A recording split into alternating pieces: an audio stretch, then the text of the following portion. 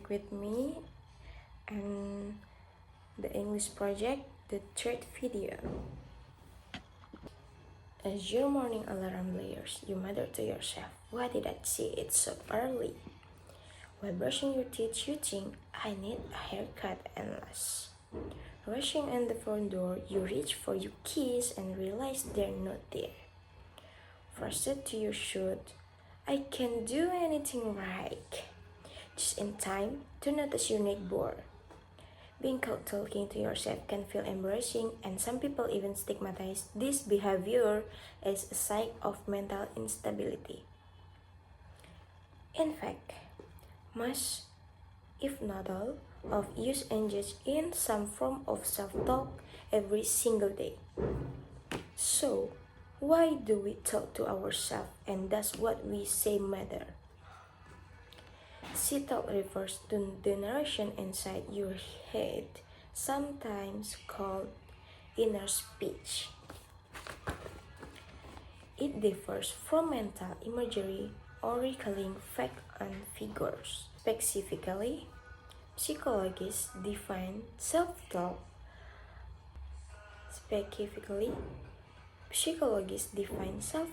as verbalized talk directed toward yourself or some facts of your mind.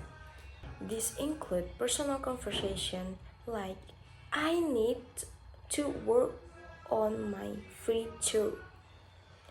But it also includes reflection you have throughout the day like, the gym is crowded tonight, I'll come back tomorrow. And while most self-talk in adults tend to be silent, speaking to yourself out loud also falls into this category. In fact, psychologists believe our first experience with self-talk are mostly vocal. Children often speak to themselves out loud as they play. In the 130 Russian psychologist Lev Vygotsky hypothesized that this kind of speech was actually key development. By repeating conversation they've had with adults, children practice managing their behaviors and emotion in their own. And just chatting to a friend can help discourage stress. Speaking directly to yourself may also help you regulate your emotions. Distant self-talk is when you talk to yourself as if in conversation with another person.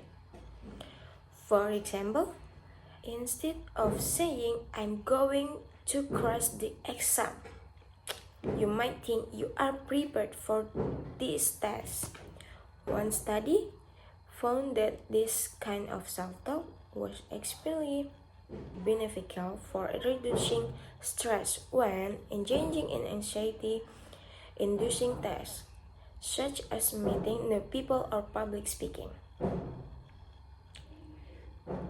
But where positive self-talk can help you, negative self-talk can harm you. Most people are critical of themselves occasionally, but when this behavior gets too frequent or excessively negative, it can become toxic. High levels of negative self-talk are often predictive of anxiety in children and adults.